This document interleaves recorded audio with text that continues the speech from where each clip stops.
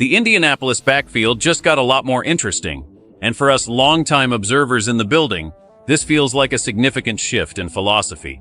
We all know how much weight this organization puts on character, but the selection of a talented young man with a complicated history tells a deeper story. It is about more than just football. It is about redemption and finding a diamond in the rough to help our stars. Before we dive into this risk, subscribe to stay updated on every roster move. Go Colts! Jonathan Taylor is the engine of our offense, but the depth behind him has been thin, which is why the decision to draft Seth McGowan is so massive. Chris Ballard normally avoids players with legal red flags, yet he chose to stand by this young man, believing he has truly earned a second chance. The history is heavy, involving a robbery arrest and prison time during his freshman year at Oklahoma, which led to a total dismissal from their program. However, since those dark days in April of 2021, the athlete has fought through every level of college football to prove his worth. He spent time at a community college and then New Mexico State, showing the world that he could stay out of trouble and produce on the field. Chris Ballard explicitly told the media that the team vetted this situation thoroughly, checking with every coach and mentor who crossed paths with him. The general manager even mentioned that he is a second-chance guy and asked how long a person should be punished for a mistake made years ago. Ownership was also fully on board, with Carly Gordon even speaking to the player personally about his desire to prove the doubters wrong.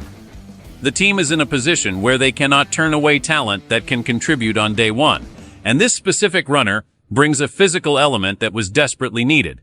He is a 24-year-old prospect who benefited from the modern era of eligibility, giving him the maturity to handle a professional locker room. During his final season at Kentucky, he proved he belonged in the SEC by scoring 12 touchdowns and showing elite speed for his size. The scouting department was impressed by his athletic testing, which ranked near the top of his position group at the Combine. By bringing him in, the front office is signaling a slight change in their traditional approach to roster building, focusing more on immediate help and the potential for a massive payoff on the field. We now have a player who is extremely motivated to make every other team pay for passing on him, which creates an edge this team needs. He wants to show everyone that his worst moment is not his only story, and he is ready. Go. This powerful ball carrier brings a specific brand of physicality that the roster has lacked in recent years when the primary starter heads to the sideline for a breather. He is not just a depth piece, he is a statement about the direction of the run game. When you watch the tape from his time in the SEC, you see a runner who finishes every play with authority. He does not shy away from contact, and his ability to catch the ball out of the backfield adds a layer of versatility that will make the offensive coordinator very happy. The locker room is going to appreciate his work ethic because he has already faced the ultimate adversity and come out the other side with a renewed sense of purpose. There is a real sense of urgency within the facility right now, and finding a contributor in the 7th round could be the difference between a playoff run and a disappointing finish. The coaches are looking for someone who can provide a thunder element to complement the speed of the other backs. If this young man can translate his elite athletic testing into consistent production, he will quickly become a fan favorite for his rugged style. The risk is obvious given the history, but the potential reward of a starting caliber talent at the end of the draft is too good to ignore. He has spoken openly about wanting to make every other team pay for skipping over him, and that internal fire is exactly what you want in a late-round selection. The culture in the building is strong enough to support someone looking for a fresh start, and the veteran leaders will likely take him under their wing. We have seen this organization take chances before, but rarely on a player with this much public scrutiny attached to his name. It signifies a change in how the front office evaluates the risk versus reward calculation. They are prioritizing on-field impact and the evidence of personal growth over a perfectly clean record.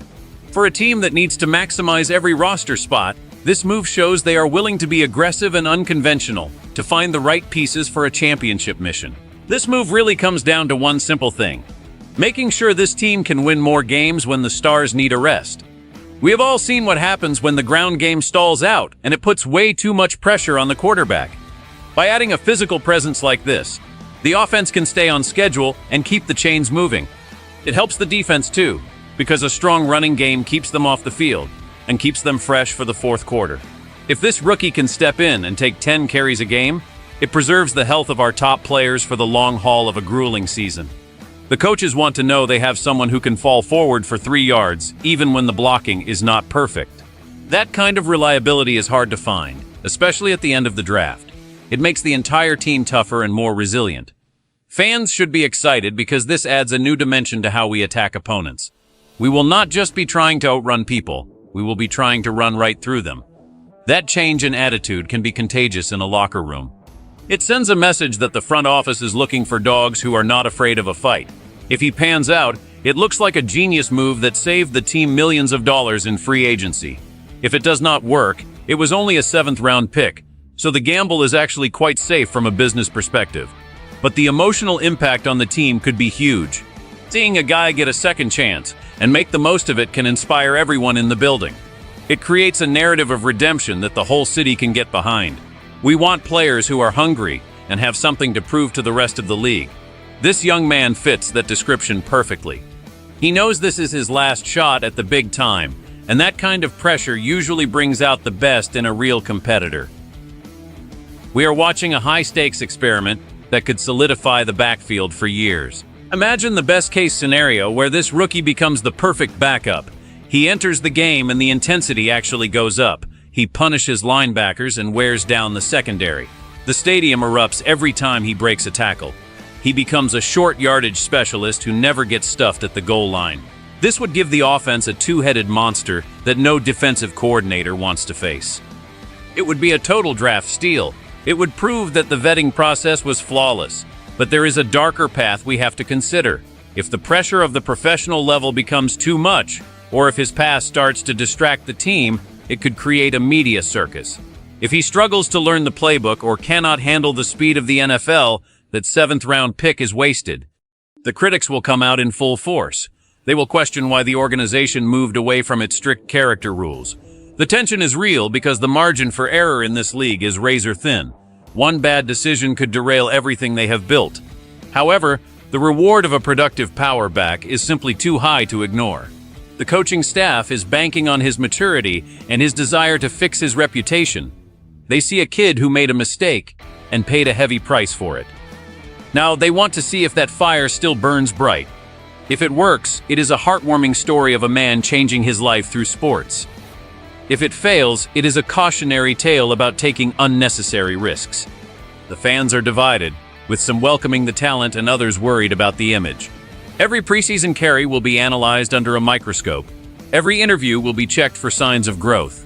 The stakes are higher than your average late-round selection. We are not just talking about a roster spot. We are talking about the soul of the team's philosophy. Will they be defined by their past rules or their future potential? This is the kind of drama that makes being a fan so intense. We are all waiting to see. At the end of the day, this selection is about more than just a depth chart. It is about whether or not we believe people can truly change for the better. The front office is betting on the human spirit and the elite athletic testing of a young man who has spent years trying to right his wrongs.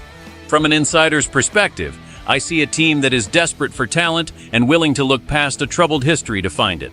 This is a massive shift for the Colts, and it signals that the pressure to win right now is higher than ever before. We need production, and we need it from every corner of the roster. But I want to hear from you, the heart and soul of this fan base. Do you think it is right to give a player a second chance after such a serious incident? Or would you rather the team stuck to its traditional roots, even if it meant passing on talent? Let me know your honest thoughts in the comments below. Don't forget to like and subscribe for more updates. Turn on notifications and stay tuned for more. This is our Colts time.